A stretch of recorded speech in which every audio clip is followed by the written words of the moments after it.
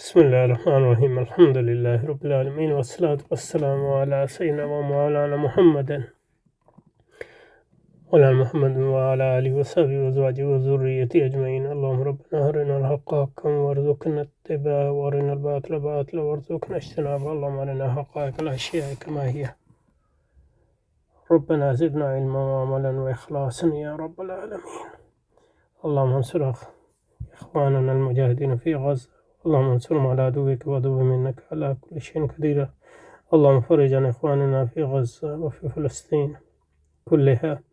اللهم نفس كربنا وكربهم وثبت أقدامنا وأقدامهم والطف بنا وبهم يا أرحم الراحمين. وصلى وسلم على سيدنا محمد وآله وأصحابه وأزواجه وذريته أجمعین برحمتک یا ارحم الراحمین. اچھا جی، یہاں پہ رکے تھے.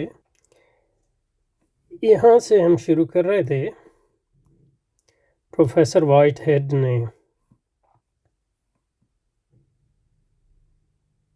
کیا خوب کہا ہے.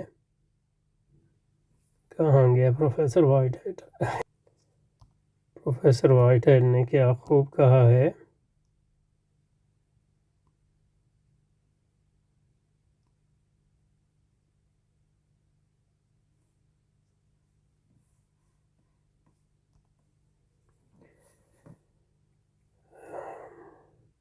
کہ مذہب کا ہر عہد اقلیت کا عہد تھا.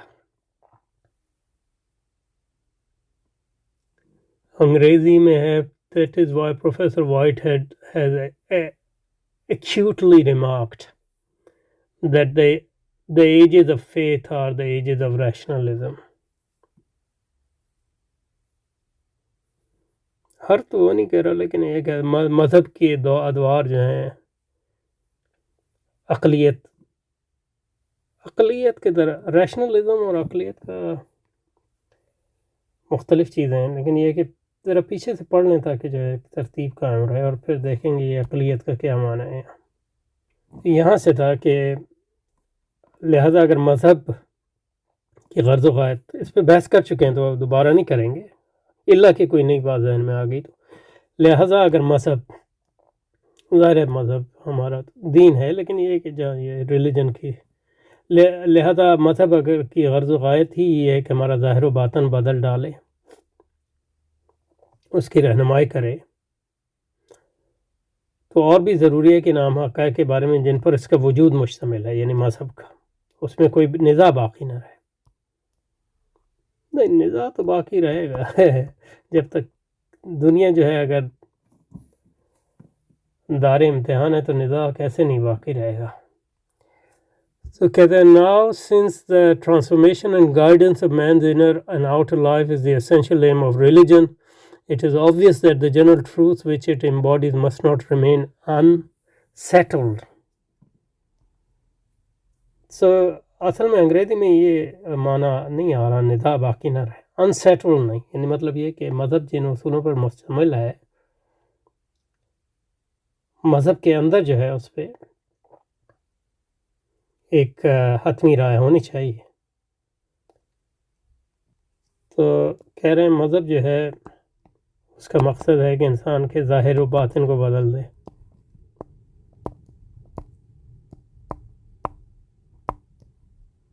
مکمل طور پہ بدل دے. ان سے ٹرانسفارمیشن گائیڈنس اور اس کی ہدایت، صرف بدل نہیں، ہدایت، ظاہر اور باطن کی ہدایت. اور حقیقت میں یعنی مذہب کا مقصد صرف ظاہر اور باطن کا بدلنا کوئی خود مقصود نہیں ہے، بلکہ اس کی بنیاد جو ہے نجات ابدی ہے، اس کا سالویشن کہتے ہیں.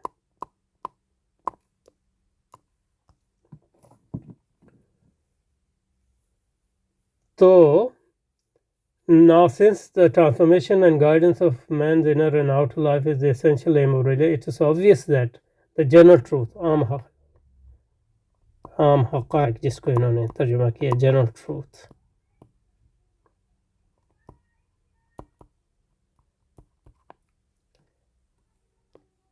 عام یا عمومی،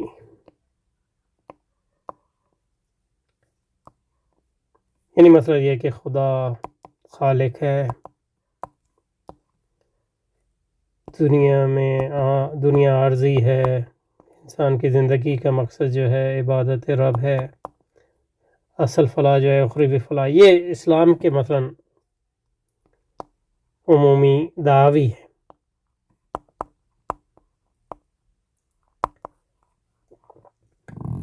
تو so it is obvious that the general truth which must not remain unsettled. So unsettled کا مطلب یہ نہیں ہے کہ اس میں نزاع باقی نہ رہے. مسئلہ یہ ہے unsettled کا مطلب ہے ان کی ایک مربوط اور منظم نظام ہو. اس کے مطابق اندرونی طور پہ کوئی بھی مذہب جو ہے اس کا ایک عمومی دنیا کے بارے میں نظریہ ہو اور وہ اس کا پیغام کیا ہے انسانوں کے لیے.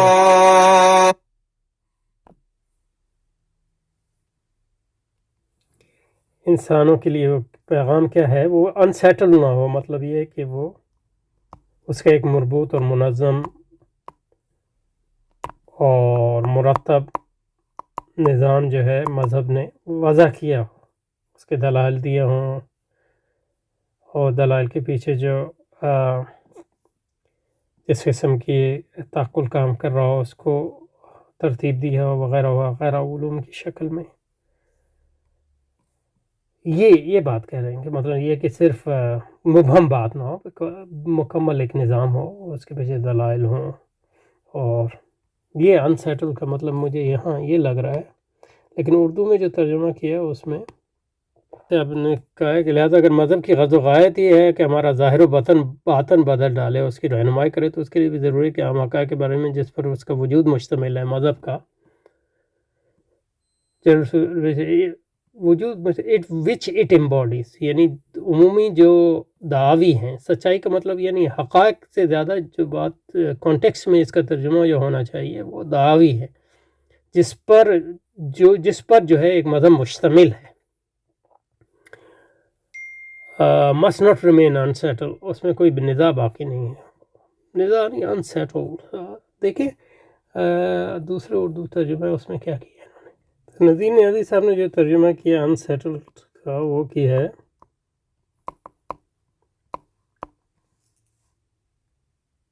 نزاع باقی نہ رہے.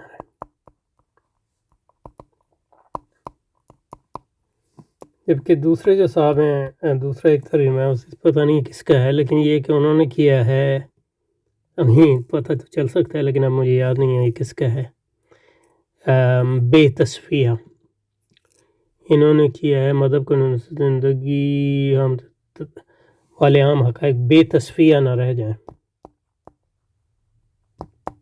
یہ زیادہ مناسب لگ رہا ہے بے تصفیہ.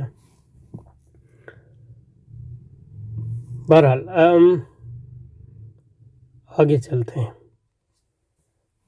لہذا اگر مذہب کی غرض و غایت یہ ہے کہ ہمارا ظاہر و باطن بدل ڈالے اور اس کی رہنمائی کرے، تو اور بھی ضروری ہے کہ ان تمام حقائق کے بارے میں، ان عام حقائق کے بارے میں جن پر مذہب کا وجود مشتمل ہے، کوئی نزاع باقی نہ رہے یا وہ بے تصفیہ نہ رہیں، ان کی تشریح و توضیح ہو.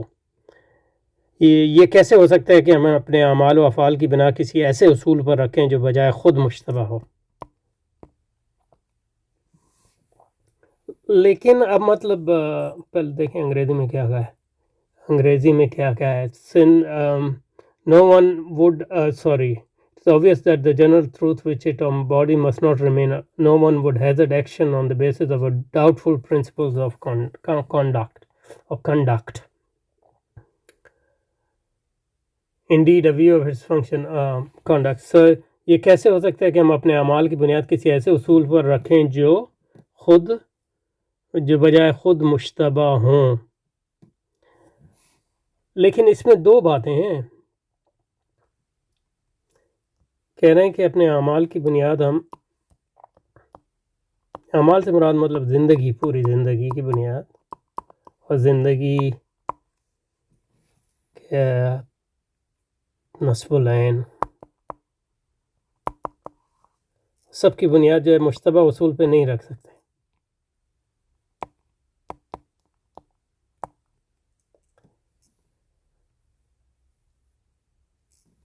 اور انگریزی میں ڈاؤٹ فل پرنسپل.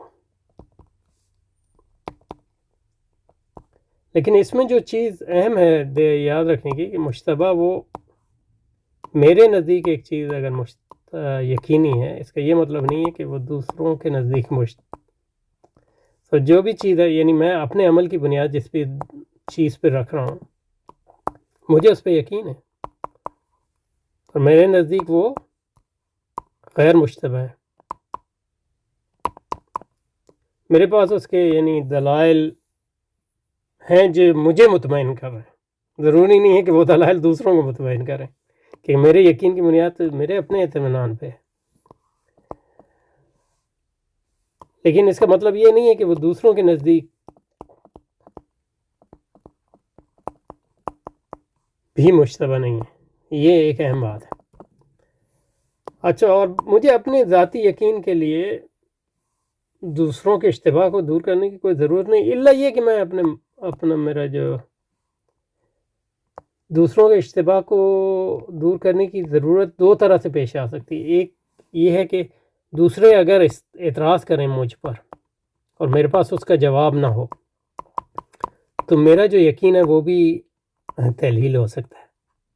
تو اس لیے مجھے جو بھی میرے اصول ہیں، ایون اف وہ میرے نزدیک جو ہیں مشتبہ ہوں، اس کے ایسے عمومی دلائل تلاش کرنے ہوں گے جس کے نتیجے میں دوسروں کے اعتراض کا جواب دے سکوں، کیونکہ دوسروں کا اعتراض کا جواب دینے اس لیے صرف اس لیے ضروری نہیں ہے کہ وہ دوسروں کا اعتراض میں ان کو اگنور بھی کر سکتا ہوں، لیکن دوسروں کے اعتراض کے نتیجے میں میرا اپنا یقین بھی مزمحل ہو سکتا ہے۔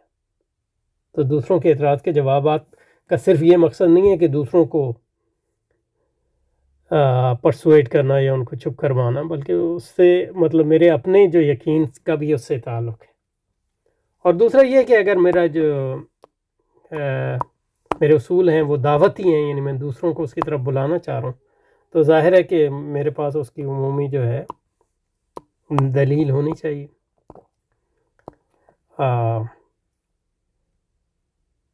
کیونکہ اگر میں کسی چیز کی طرف بلاؤں تو اس کی میرے پاس دلیل نہ ہو جس پر وہ جو ہے مطمئن ہو سکیں اور ان کے اعتراضات کا جواب نہ ہو، تو ظاہر ہے کہ بڑا مشکل ہوگا کہ لوگ میری طرح میں۔ اور تیسری بات یہ ہے کہ آپ کی جو نظریہ حیات ہے، مثلا اسلام ہے، وہ خود جو ہے دلیل پر مبنی ہے، تو وہ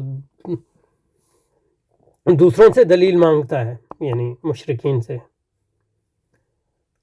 تو جب دوسروں سے آپ دلیل مانگتے ہیں تو یہ ایک فطری بات ہے کہ آپ سے بھی لوگ دلیل مانگ سکتے ہیں، تو آپ کے پاس دلیل ہونی چاہیے۔ تو یہ تین وجوہات ہو سکتی ہیں جس کی بنیاد پہ جو ہے یعنی اسلامی نقطۂ نظر سے جو ہے دلائل جو ہیں اور عقلی دلائل اور اس کی اہمیت جو ہے ہوتی ہے، اور مختلف مذاہب میں جو ہے اس کے مختلف وجوہات ہو سکتی ہیں وغیرہ۔ تو ہم اپنے اعمال افعال کی بنیاد کسی ایسے اصول پر رکھیں جو خود مشتبہ ہے۔ دراصل مذہب کا منظر اور مقام ہی کچھ ایسا ہے کہ بنیادی اصولوں کے لیے ہمیں معتقدات سائنس سے بھی کہیں بڑھ کر کسی عقلی احساس کی ضرورت ہے، ریشنل۔ اور وہ تینوں وجوہات جو میں نے ابھی بیان کی اس میں آ جائیں گی۔ عقلی احساس جس کو کہتے ہیں، science may ignore a rational metaphysics. Indeed, it has ignored it so far. Religion can hardly afford to ignore the search for a reconciliation of the opposition of experience and a justification of the environment in which humanity finds itself. Indeed, in view of its function, religion stands in a greater need of rational foundation of its ultimate principle than even the dogmas of science. تو مذہب کو جو ہے اپنے beliefs, اعتقاد یعنی عقائد کے لیے عقلی اساس یا ریشنل فاؤنڈیشن کی ضرورت ہے۔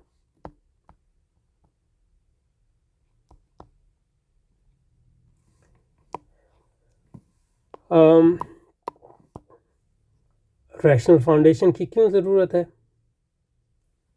کہہ رہے ہیں as to indeed in view of its function. Urdu میں لکھا ہے اگر مذہب کا منصب اور مقام ہی کچھ ایسا ہے، اس کی وجہ سے، اور انگریزی میں بیکاز آف اٹس فنکشن.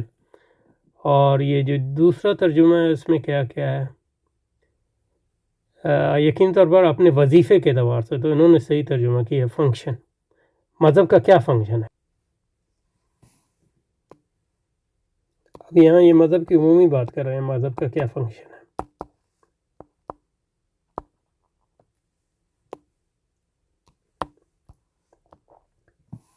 وظیفہ کیا ہے جس کی بنیاد پہ اس کو عقلی اثر. ایک وظیفہ تو یہ ہے کہ انسان کو جو ہے زندگی کا مطلب بتائے اور مقصد بتائے اور اس کائنات کی حقیقت بتائے، تاکہ وہ جو ہے اپنے عمل کو اس حقیقت کے مطابق جو ہے ڈھال سکے اور اپنی زندگی کو جو ہے حقیقت کے موافق بنا سکے، تاکہ جو ہے اس کی زندگی جو ہے کامیاب زندگی ہو حقیقی اعتبار سے. تو یہ کہیں کہ فنکشن ہے اسلام کے مطابق مثلا. اور یہ نہیں کہہ سکتے کہ ہر مذہب کا یہی فنکشن ہے، لیکن عموماً جو مذاہب جن کے سے ہم ڈیل کرتے ہیں ان کا یہ ایک فنکشن ہے. تو جب آپ زندگی کا مطلب بیان کر رہے ہیں، اکثر مقصد بیان کر رہے ہیں، تو اس کے لیے آپ کو دلیل تو چاہیے. اگر آپ کے پاس دلیل نہیں ہوگی تو آپ کو یقین کیسے آئے گا؟ اور دلیل اپنے لیے بھی چاہیے اور دوسروں کے لیے بھی چاہیے. اپنے لیے اس لیے چاہیے کہ اگر آپ کے پاس دلیل نہیں ہوگی تو مطمئن نہیں ہوں گے، اور مطمئن نہیں ہوں گے تو پھر مطلب یہ ہے کہ آپ زندگی کو ایک ایسی چیز کے مطابق اس طرح ڈال سکتے ہیں جس پر آپ کا اطمینان ہی نہ ہو. تو دلیل پہلی تو آپ کے لیے آپ کو خود مطمئن کرے. اور دوسروں کو مطمئن اس لیے کرنا ضروری ہوتا ہے کہ جیسے کہ میں نے کہا دوسرے آپ پہ اعتراض کر سکتے ہیں، تو اس اعتراض کا اگر آپ کے پاس جواب نہ ہو تو آپ کا اپنا اطمینان بھی جو ہے مضمحل ہو سکتا ہے. تو دوسروں کے اعتراضات کا جواب صرف دوسروں کو چپ کرنے کے لیے ضروری نہیں، بلکہ آپ کے اپنے اطمینان کے لیے بھی ضروری. اور تیسری جو وجہ یہ ہو سکتی ہے کہ مطلب آپ کے مذہب ایسا ہو کہ اس میں دعوت لوگوں کو حقیقت کی طرف بلانا اس کا حصہ ہو. تو جب آپ لوگوں کو دعوت دیں گے تو پھر دلیل وہ مانگیں گے کہ کیوں اس بات کو میں مانوں، تو آپ کو اس کو دلیل دینی پڑے گی جس پر جو نہ صرف یہ کہ آپ کو مطمئن کر سکے بلکہ اس کو بھی مطمئن کر سکے. تو ایک شیئرڈ دلیل یا مشترک دلیل آپ کو دینی پڑے. یہ دوسری وجہ ہے، اور یا دوسری وجہ کی دوسری وجہ، کیونکہ دوسری وجہ میں دو وجوہات آ گئی. اور تیسری وجہ یہ ہے کہ آپ کے مذہب کا اپنا اندرونی نظام ایسا ہو کہ وہ دلیل کی بنیاد پہ قائم ہو، جیسے کہ اسلام ہے. مثلا عیسائیوں کے جب رد کرتا ہے یا مشرکین کو رد کرتا ہے ان کی، تو ان سے پوچھا ہے یعنی دلیل لاؤ، فاتو. قرآن کیا کہتا ہے؟ بے آیتم،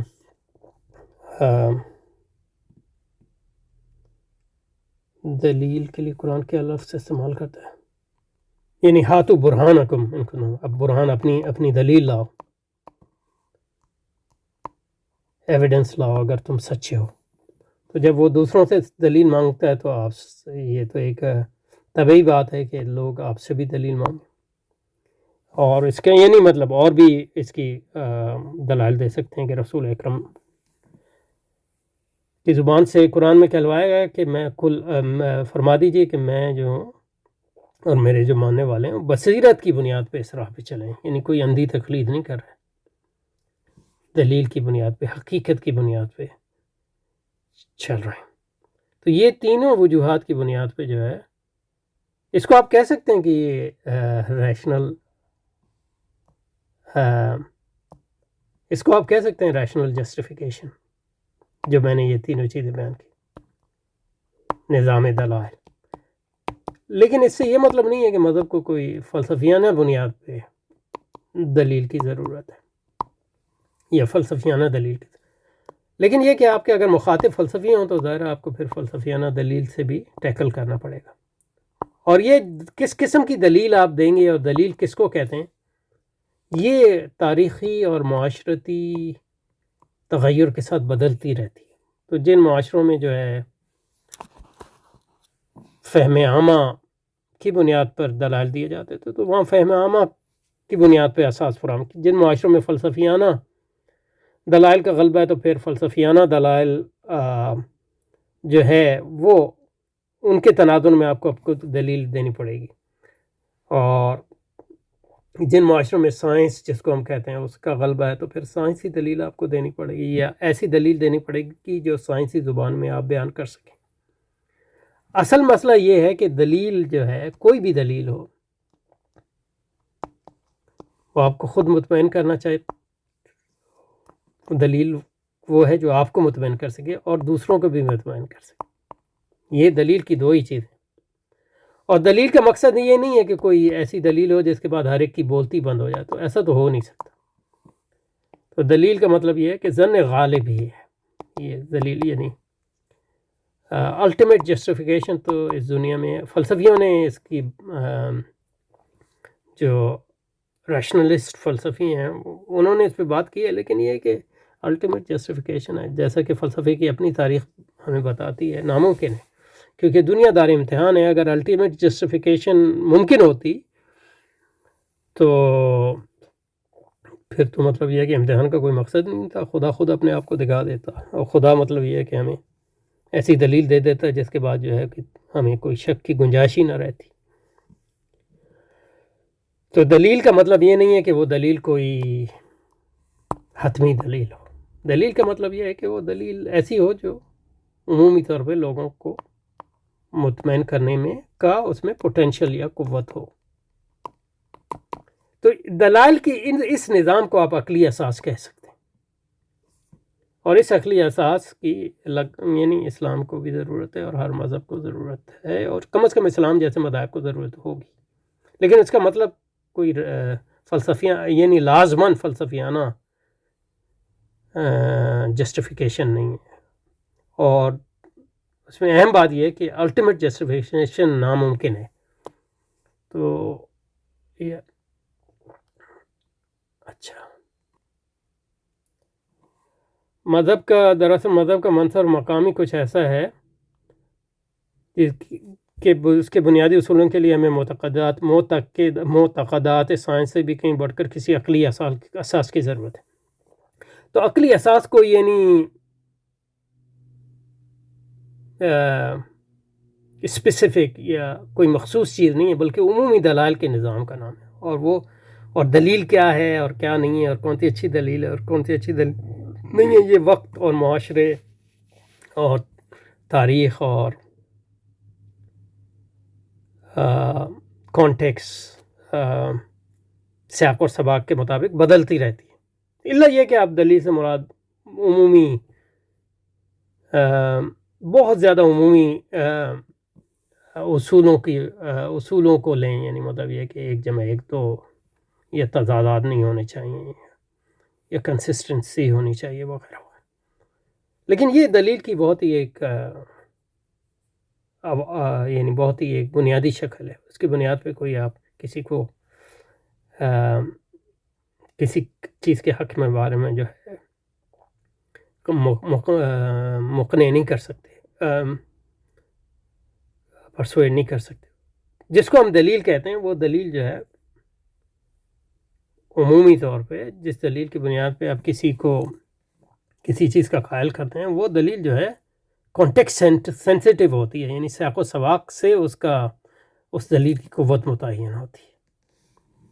اسی لیے کوئی حتمی دلیل ناممکن ہے اس دنیا میں۔ اچھا، سائنس اس پہ کر لیا تھا، تو اس پہ سائنس ہر مذہب اور منظم اور مدلل مابعد و طبیعت کو نظر انداز کر سکتی ہے، اور واقعی یہ کہ اب تک اس نے ایسا کیا، لیکن مذہب ایسا نہیں کر سکتا۔ اس کی وجوہات آ گئیں کہ ہماری واردات اور تجربات کی دنیا میں جو اجزاء پائے جاتے ہیں ان کو باہم تطبیق نہ دے۔